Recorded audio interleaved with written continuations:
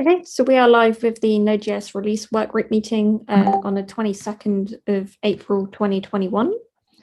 And we'll be working from the agenda, which is in the Node.js release repository issue 659. But to start the call, are there any announcements anyone would like to make?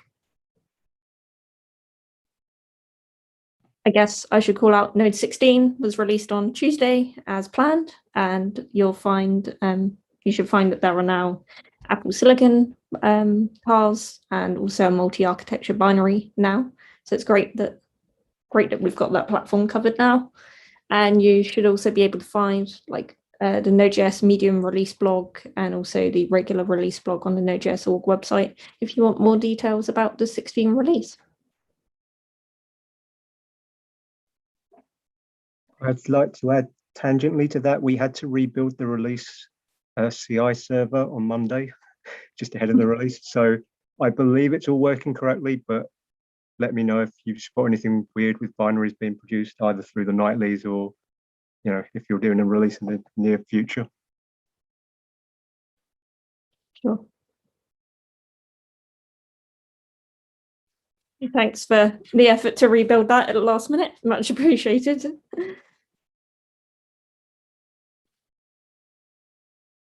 Sure. Okay. So can you all see the agenda issue now? I hope. Yep. Awesome. Yes. Okay. So on our list, I should probably untag 15 because now 15's in maintenance. We will only be doing releases on an as-need basis, so security or some really critical bugs. So I'll start by going through the 16 schedule. Looks like the next one's due 4th of May, and Michael's volunteered for that one, so sounds good. So yeah, any volunteers for those current releases, just add your name if you'd like. Good news is that I don't see anything as of today needing an immediate patch, which is unusual for a major release, so looking good for that.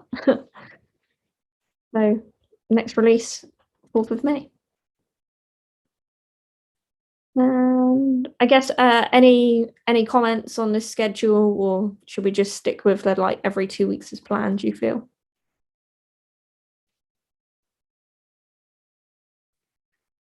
I think the plan's good. I mean, Sure. we can always, if there's not enough content, we can always skip a release, but otherwise, yeah, sounds reasonable. Yeah, 2 weeks has tended to work fairly well and gives us the other week to slot in an extra one if something comes up. So. Okay, sure. Probably not much more to say on that. 14. So this is the long-awaited Semver minor. There are quite a lot of things on the branch now, and there are quite a few open PRs. It'd be good to get merged. I haven't had time to open up a proposal. I don't know if anyone else thinks they will get time soon.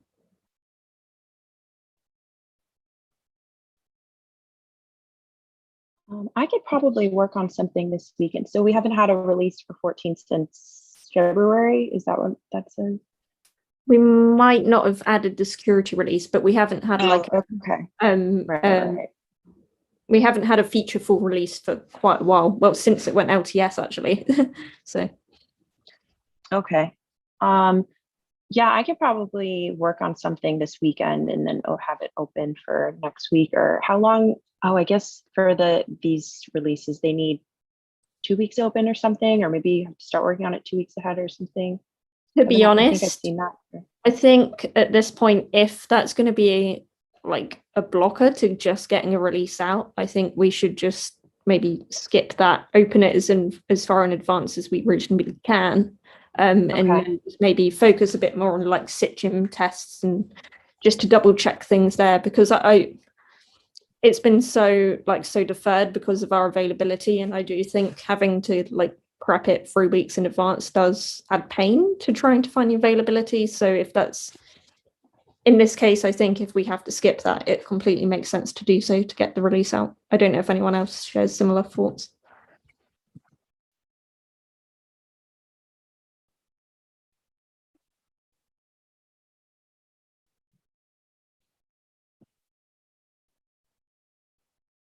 Any concerns with a slightly reduced RC phase for this one? No, I think if it passes the test, I mean, Sitcham's going to be the tricky one, I guess, depending on how much goes in. Yeah. Yeah. So for this one, does I haven't looked at the Sitchin smoker in a while. Is that like what type of I guess like error threshold are we looking at? Does it have to pass everything, or do I just need to make sure that that there aren't any more failures than there were before? Yeah, I think you'll probably have to just do the delta and compare the two. And Okay. if you bat all of us, I'm sure we can dig in and take a look at what and help out. I definitely can. But yeah, Okay. delta, because Sitcham's not in a very green state across the board at the moment. So Yeah. okay, that sounds Okay. good. Really helpful to get that Cool. one up. I'll So put thank my you. name down and then just yeah, I'll do it after this because I'm not sure what the security patch was. So yeah, I'll like probably add it in there and then add my name. Okay, awesome. Thanks, Danielle. And yeah, feel free to play with the dates, whatever works for you.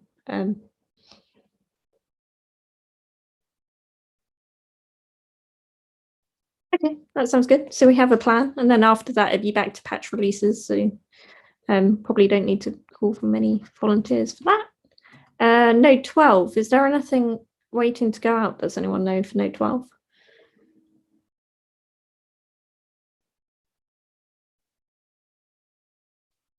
Yes, I can bring up the repo. Yeah, I don't recall anything.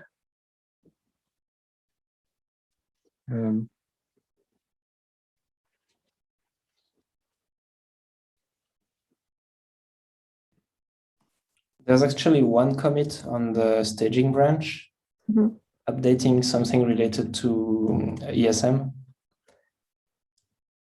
Right. Okay.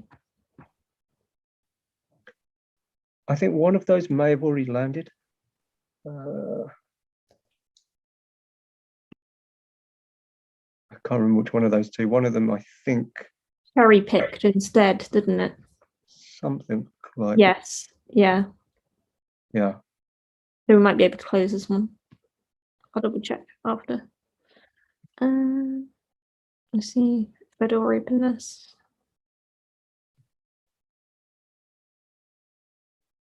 Okay.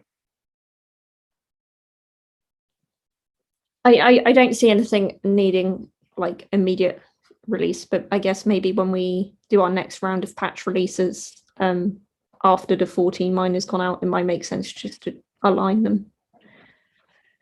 Yeah, I prefer if we have spare cycles, we try and get 14 called. Yeah, especially as that marks ASM as stable, doesn't it? Yes, I believe you're right. I think we've done a 12 release where that happened, but not a 14 release. Yeah, so it'd be good to get that one out so we don't get any questions on why it's stable in 12, 14 before 14, but that's just order of operations and not big Yeah, deal. might have been an API or a Node API version bump as well that hasn't gone out in 14. So yeah. Okay, that sounds good. 10 we will not have to worry about after a few days time when it goes end of life. So I will close that issue when that happens. That's good. And that's everything on the schedule. So we've got some volunteers for the upcoming 16 releases. Danielle's volunteered to help get the miner out. And 15 we will only do like treat the same as 12 really, and treat it as if it's in maintenance and only on an as-need basis until June, I believe it is. So that's all the schedules. I guess one thing does make sense to raise while we're here is the I extended the schedule because now, like the last one we had included was Node 16, it makes sense to extend it a bit so folks know what's coming next. And in terms of the dates I stuck down, I stuck with the similar what we've done. So the release is always the third Tuesday, I believe it is, in the month of the release. And then the LTS happens a week later. So that was the discussion we've had for quite a while around the order of promoting to LTS versus releasing the new current. And I think that was the way we opted to do it. So I accounted for that. And for now, I've kept the same like maintenance duration and active LTS duration as before. So I don't know if there are any, if it makes sense to keep it as that for now and then edit closer to the time if we have more discussions.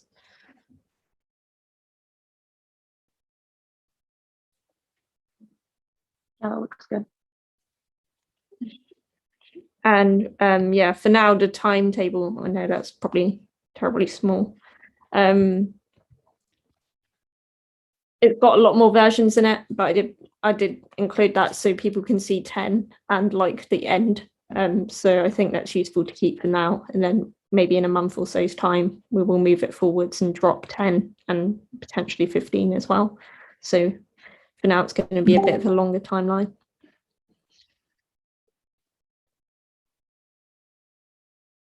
If there are no concerns and people can take a look at the dates, I'll land this later today I'll address the maintenance thing.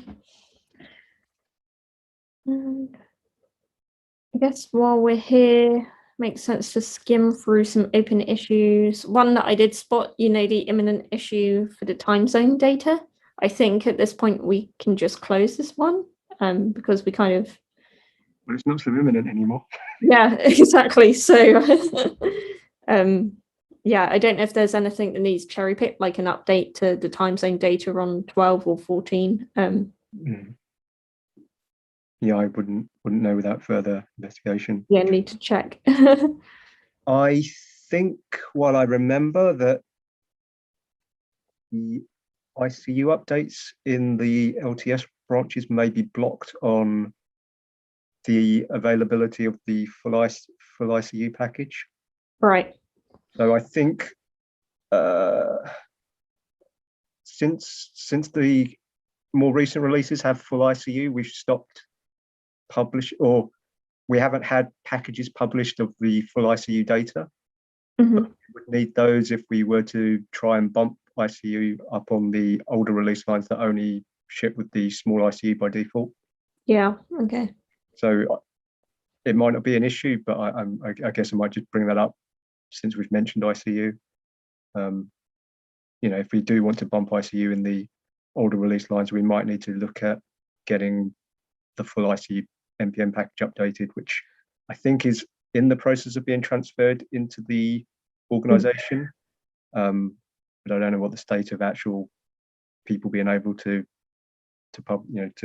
actually actively work on it and publish new packages are. Okay, sure, thanks. It's good to bear in mind on that one.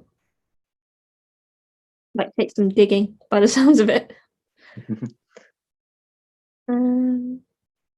One of the other ones was the manual backports with compatibility patches. This was a suggestion from Ruben quite a while back now, a couple of years. And so when opening a backport, you'd open it with the same commits, and then you'd probably have like some fix-up commits on top, with the idea of it would make it easier to see what we've had to do to backport it, or what the contributors had to do to backport it, and how it's diverged from the original commit. I don't know if folks think that that's still something we want to do going forward, or something we can close off because we've not really pushed it forwards in the past couple of years.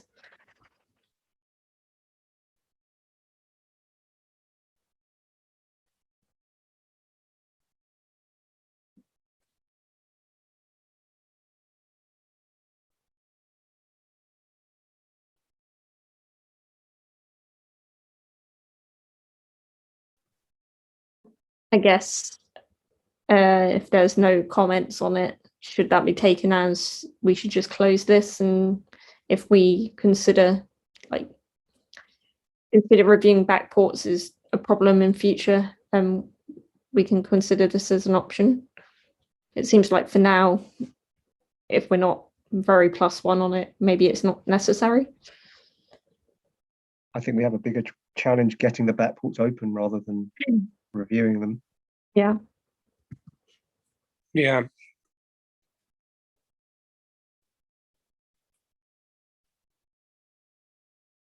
Okay, I'll leave that on there for now. I'm not sure there's anything else on this list that needs addressing. So invite anyone else to raise any topics today. While we were talking about backwaters, I think I remember Miles put branch protection on. Yes, he branches. did. So I think it was initially backwaters only, and I haven't looked to see whether it was expanded out to releases as well. Mm. I don't think every releaser is in the backwaters team, or that it wasn't at the time that Miles Yep. put protection on. So I guess that's something to bear in mind if anyone encounters issues pushing to the staging branches. Yep. Okay, yeah, I'll look out for that. I'm not sure if I'm on the backporters team. I'll have to check. I don't know if the branch protection rules were expanded to include more teams. I can't see those. Yeah. Have to be someone in the TSC or an admin. I guess the Comcom has admin permissions as well, who can see the permissions on the branches. Okay. Yeah, sure. If you have any issues, I'm sure let me or Miles know and we'll be able to tweak it. Okay, cool.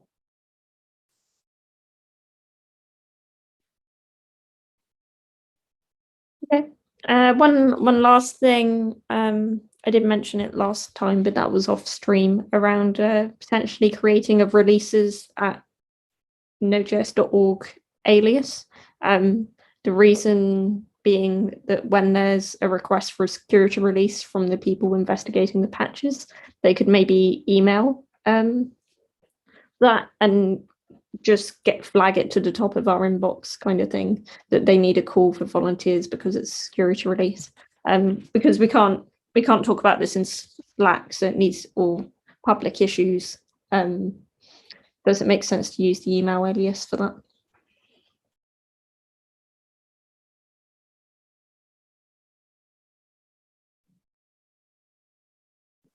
Wait, is the alias exists now or it doesn't exist? It doesn't exist. It doesn't. The idea was to create one so that when there was something semi-urgent for releases to volunteer or take a look at, that it would be mentioned. Okay, yeah, got it. That makes sense, I think. Yeah, I guess it's just we all get a flood of GitHub notifications, so whether we think it'd be valuable in the case when there is something urgent to get an email to our inbox.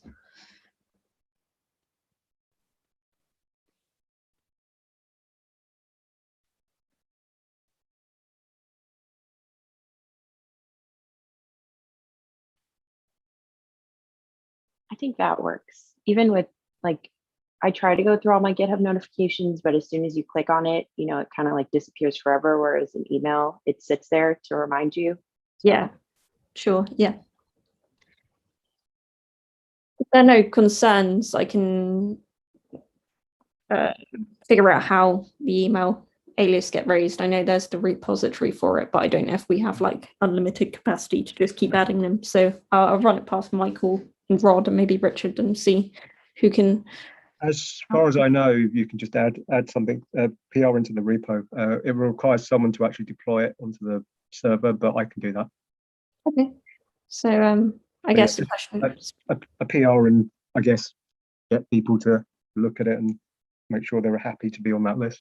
Yeah, that's what I was going to say. Would anyone be opposed to it? But I guess I can raise an issue, and if people are happy to be included, link to the PR, and if they want to review to remove themselves or such. Okay, sounds good. And that should simplify. So the security releases have like a steward on the security side. Dan has done it recently. And it does mean when they're calling for volunteers, they can just send an email to say, hey, we've got these upcoming vulnerabilities that need to be patched. Can we have volunteers? And they don't need to know like the specific names of us. They can just email us as a group. If we get the email alias created, there is a release process, security release process doc in the core repo that we could update to say mail this, address for and ask for volunteers. I think that makes sense. There is a step that says get volunteers, but yeah, amended. Okay. Anything else to raise today?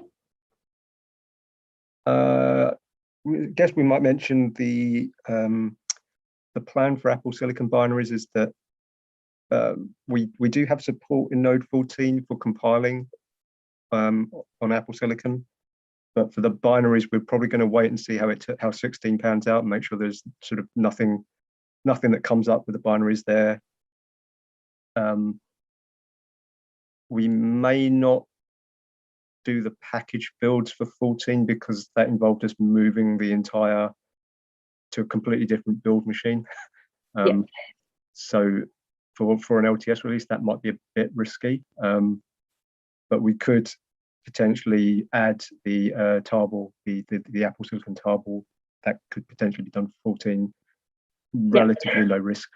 But again, I think we probably do want to wait a little bit to see if anything comes up with 16, and we are behind in 14 anyway, so we should try and catch 14 up first before we look into adding more stuff there. But yeah, just in case anyone's viewing the recording of this call and have questions about backporting the Apple Silicon support, it's mainly 16 onwards, and then we might look at 14 later on.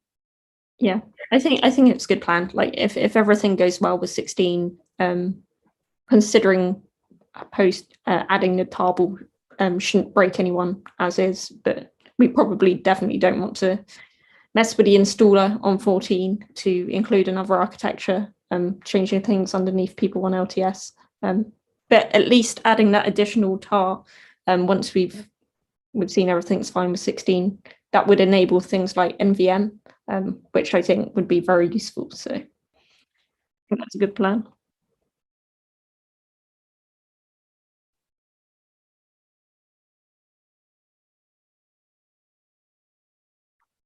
Okay, any last comments, topics to raise?